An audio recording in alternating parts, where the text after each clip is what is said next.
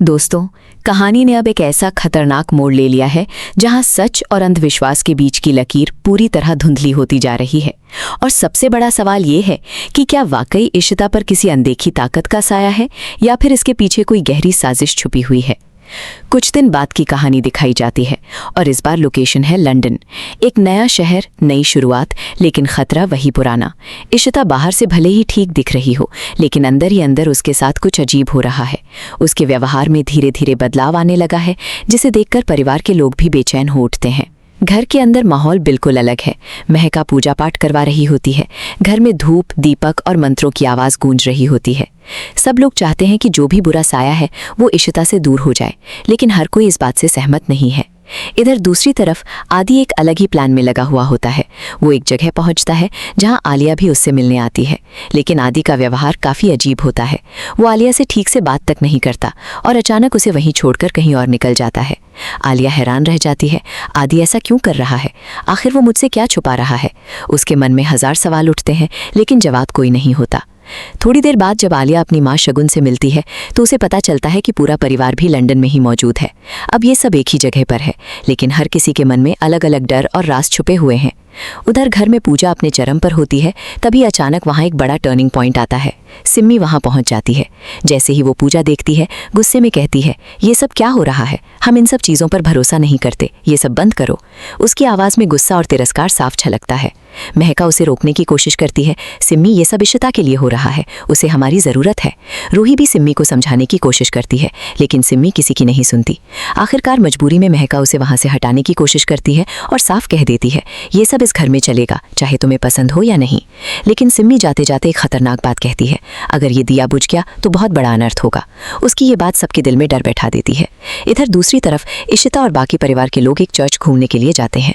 माहौल शांत और खूबसूरत होता है, लेकिन जैसे ही इशिता अंदर कदम रखती है, उसके चेहरे का रंग बदल जाता है। वो घबराने लगती है। उसके माथे में अजीब सी आवाज़ गूंजने लगती है, टन टन टन। रमन उसे संभालने की कोशिश करता है, इशिता क्या हुआ?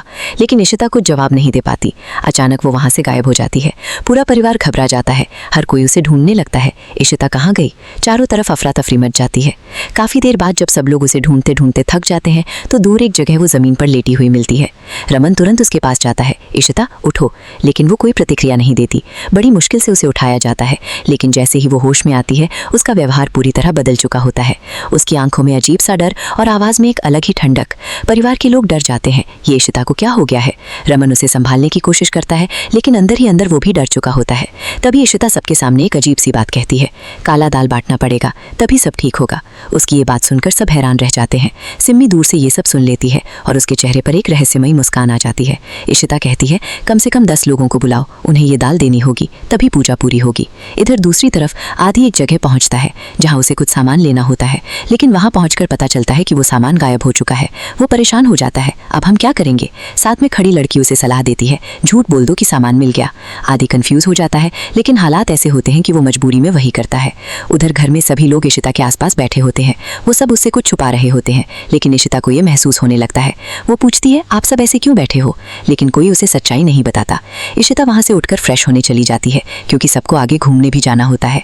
तभी 10 करीब लोगों को बुलाया जाता है और उन्हें काला दाल बांटने की तैयारी शुरू होती है। सब कुछ ठीक चल रहा होता है, तभी अचानक सिम्मी वहां पहुंच जाती है।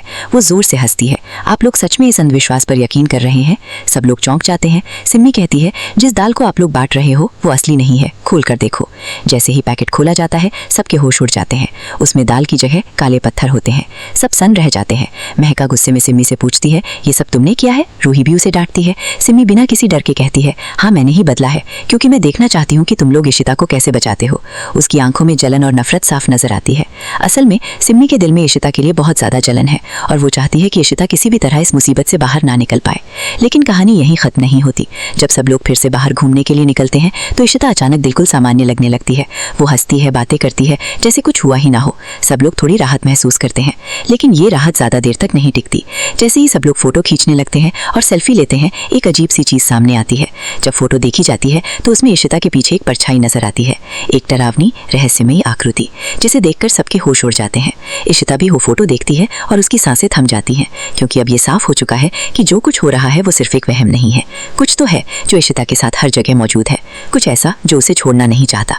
अब सवाल ये है, क्या सच में इशिता पर किसी आत्मा का साया है, या फिर इसके पीछे कोई ऐसा इंसान है जो ये सब प्लान कर रहा है? और अगर ये साया सच में है तो क्या इशिता इससे बच पाएगी? कहानी अब और भी ज्यादा खतरनाक और रहस्यमयी होती जा रही है, जहां हर सच के पीछे एक नया झूठ छुपा है और हर मोड़ पर एक नया खतरा इंतजार कर रहा है।